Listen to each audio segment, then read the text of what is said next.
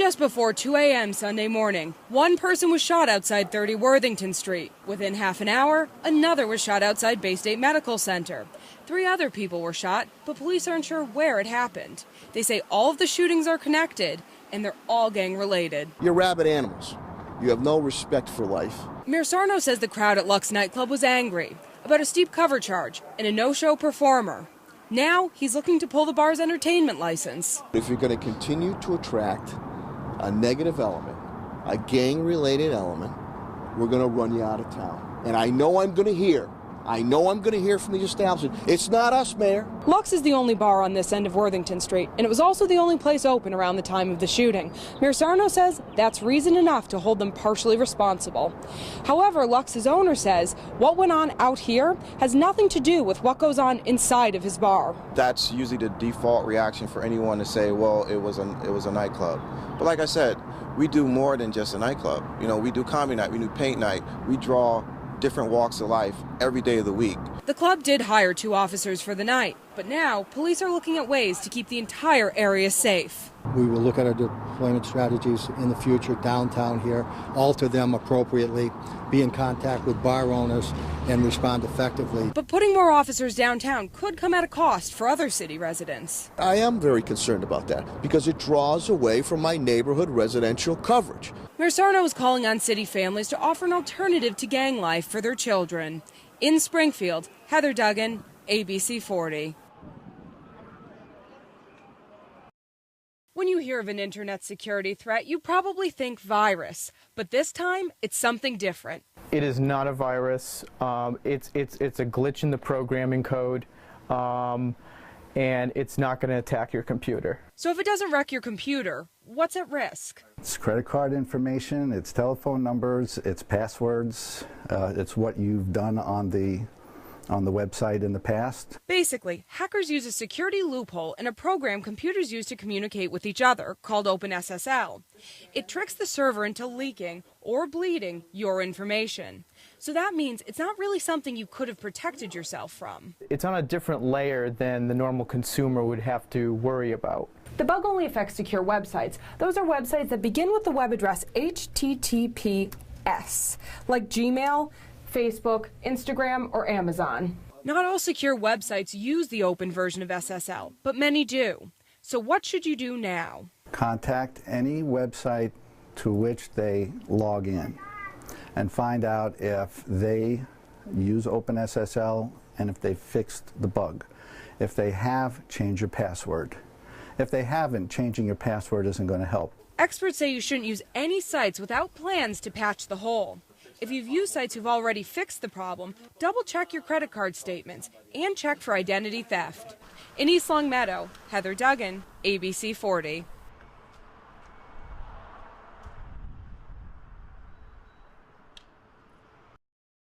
With warm sunshine and clear skies, Saturday was the kind of wedding day anyone would dream of.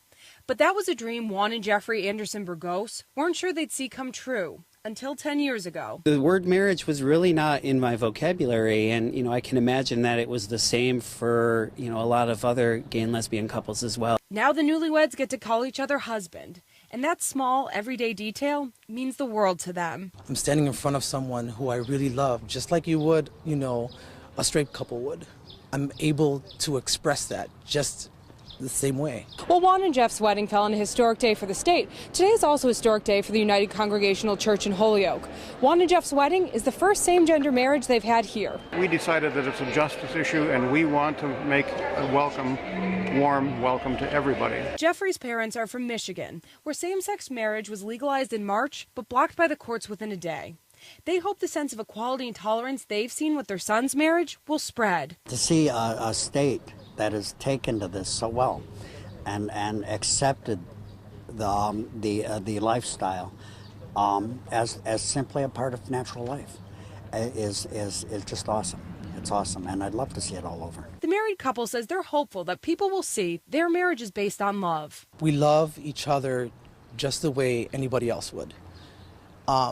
Love has no boundaries, I just think, we've gone a long way and we've got a lot more to do. In Holyoke, I'm Heather Duggan for ABC 40.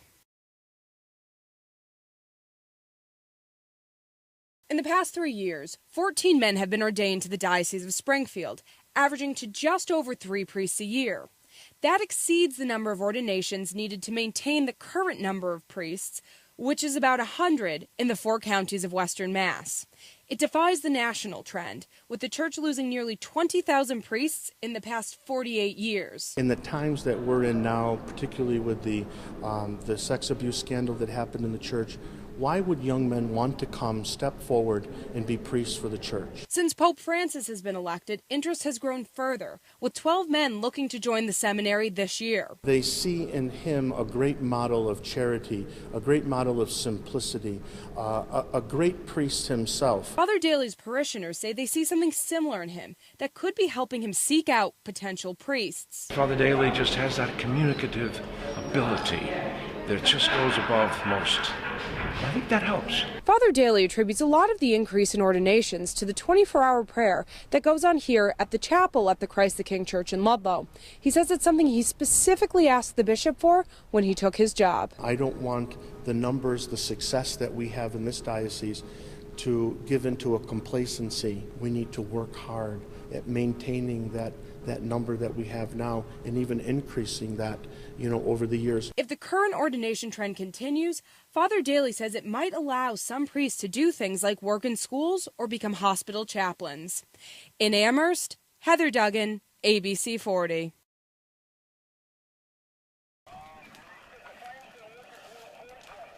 The call for the fire near the old Mount Tom Water Park came in just before 10 Sunday morning, and by the time it was out mid-afternoon, 26 acres of land had been scorched. Conditions are ripe at this point with the sun facing the mountain and all the underbrush. The fire's location created unique challenges for firefighters. You can see how steep the incline is, and it's actually about half a mile from where traditional vehicles can drive. It's challenging up there. There's only, each one of those trucks only has 300 or 400 gallons of water, which doesn't last long. That's where East Hampton, Westfield, Southampton, South Hadley, Chicopee, and the Department of Conservation's fire squad come in. They each contributed a brush truck to carry more water, and there are more firefighters to use hand tools to help extinguish the fire. We certainly are very fortunate to have surrounding communities come in and help us. Everybody's working together to have the best outcome up here. We appreciate what they do, and we're in a particular position to respect what these guys go through. The Red Cross showed that respect, arriving with food, water, and coffee for the firefighters. Scott Anderson was in an Easter Mass when he got the call, but he's already found the silver lining. It is a blessing on an Easter Sunday, and it was just a brush fire. You hate to have to deal with a family, a family that is running into the problem of having lost a house, losing everything they have. No property was damaged and no one was injured in Sunday's brush fire. In Holyoke, I'm Heather Duggan for ABC 40.